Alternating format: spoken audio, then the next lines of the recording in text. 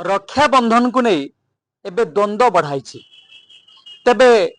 गोटे पक्षरे पूर्णिमा आउ रक्षाबंधन एवं बलभद्र जो जन्म रही से तिथि को नहीं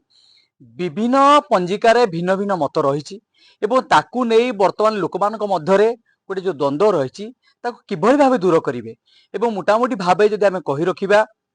जो पांजी कथा आम कह अनेक पांजी रे भिन्न भिन्न मत देती जमी आपड़ कहते बलभद्र जन्म कथा कहवा रक्षाबंधन कथा कहवा कि गम्हा पूर्णिमा कथा कहवा गम्हा पर्व कथा कहवा ये पूर्णिमा को नहीं जो द्वंद्व रही अधिक आलोचना करवा आम निकट रही वरिष्ठ ज्योतिर्विद वरिष्ठ पंडित वासुदेव चांद एवं सीधा सड़क आम सहित आलोचना करवा कौन कह आज्ञा आपण जड़े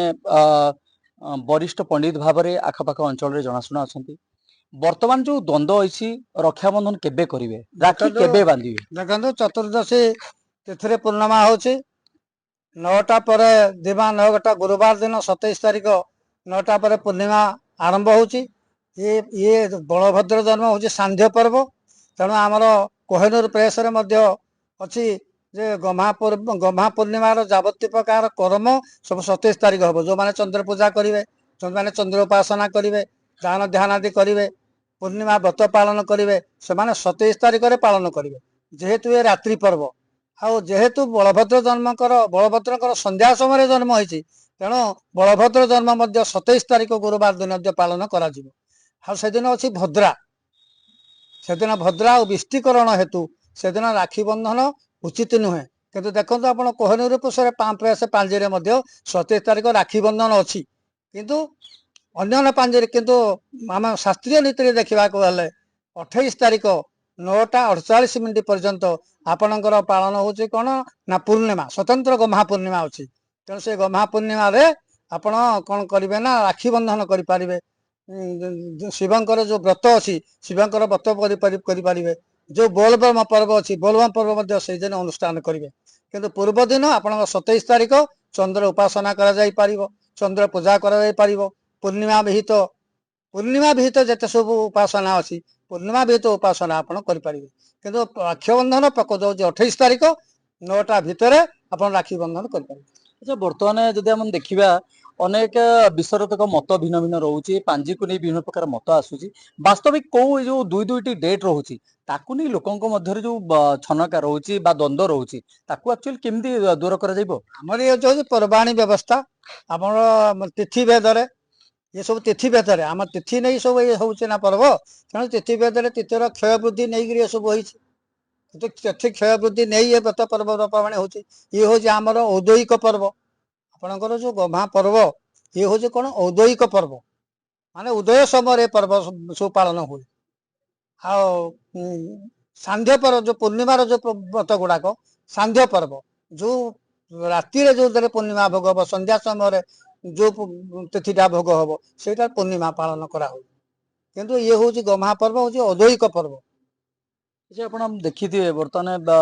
जो पंडित मान सब रहिले आपण पुरी कथा कहिबे से भिन्न भिन्न मत देइछन्ती जगन्नाथंकर जो नीतिकांति रही पालन कराउछि एवं मोटामोटी 28 तारीख को धरिबे ना 27 तारीख को धरिबे पूर्णिमा वास्तविक क्या धरिबे एवं किभली भाव में नीतिकांति पालन करा जिवो पूर्णिमा तो आमर धरले आमर आम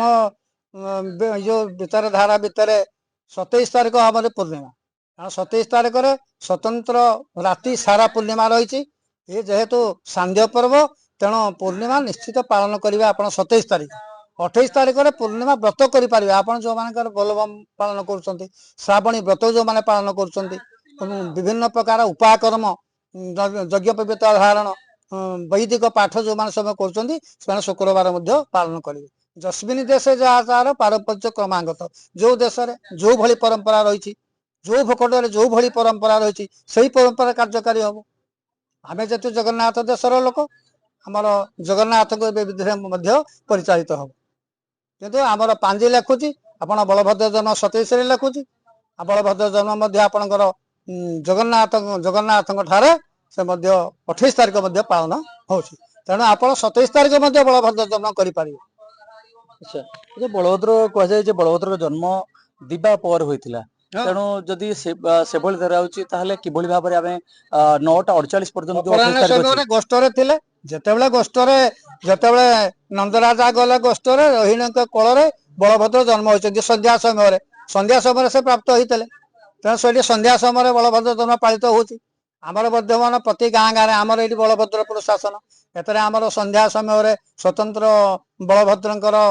ମୂର୍ତ୍ତି ସ୍ଥାପନ ହେଇ ଷୋଡ଼ଶୋପଚାର ପୂଜନ ହେଇ ଖୋଳ କୀର୍ତ୍ତନ ହେଇ ବିଧିବଦ୍ଧ ଭାବରେ ମଧ୍ୟ ପାଳିତ ହଉଛି। ଆମର ଇଏ ହଉଛି ବଳଭଦ୍ରପୁର ଶାସନ। ଆମେ ମଧ୍ୟ 27 ତାରିଖ ସନ୍ଧ୍ୟା ସମୟରେ ମଧ୍ୟ ଗୋଷ୍ଠରେ ମଧ୍ୟ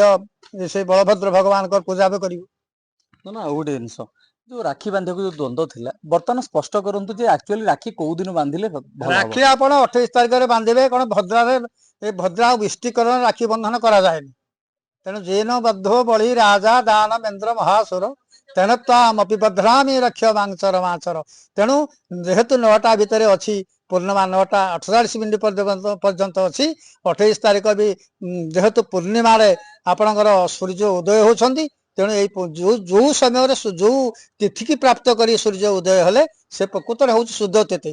ଯେହେତୁ 9ଟା ପର୍ଯ୍ୟନ୍ତ ଅଛି, ଆପଣ ରାକ୍ଷୀ ବନ୍ଧନ ନିଶ୍ଚିତ 28ରେ ହିଁ କରିପାରିବେ। କାରଣ ସେତେବେଳେ ଭଦ୍ରା ନାହିଁ, ପୂର୍ବ ଦିନ ଭଦ୍ରାରେ ବନ୍ଧନ କରାଯାଏନି। ଭଦ୍ରାରେ କଲେ ନାନା ପ୍ରକାର ବିତ୍ପାତ ସୃଷ୍ଟି ହୁଏ, ନିଜର ଅମଙ୍ଗଳ ମଧ୍ୟ ହୁଏ। ଯେହେତୁ ବିଷ୍ଟି ଆଉ ଭଦ୍ରା ଅଛି, ତେଣୁ 27 ତାରିଖ ବର୍ଜନୀୟ, 28 ତାରିଖ ଆପଣ କରିପାରିବେ। ନିଶ୍ଚିତ ଭାବରେ ଆପଣ ଦେଖୁଥିଲେ, ଯାହା ପ୍ରତିକ୍ରିୟା ରଖୁଥିଲେ ବିଶିଷ୍ଟ ବିଶାରଦ ପଣ୍ଡିତ ବାସୁଦେବ ଚାନ୍ଦ ତାଙ୍କର ମତ ରଖିଥିଲେ ଏବଂ ୟାକୁ ନେଇ ଯୋଉ ଦ୍ୱନ୍ଦ୍ୱ ଥିଲା, କେଉଁ ଦିନ ଆପଣ ରାକ୍ଷୀ ବାନ୍ଧିବେ, କେଉଁ ଦିନ ପୂର୍ଣ୍ଣିମା କରିବେ, ତାହା ସେ ସ୍ପଷ୍ଟ କରିଛନ୍ତି। ତେଣୁ ୟାକୁ ନେଇ ଲୋକମାନଙ୍କ ଭିତରେ ଯୋଉ ଦ୍ୱନ୍ଦ୍ୱ ଥିଲା ତାହା ମଧ୍ୟ ଦୂରୀଭୂତ ହୋଇଛି। ଦେଖାଲ ଦିୱାନୀ ବର୍ଷ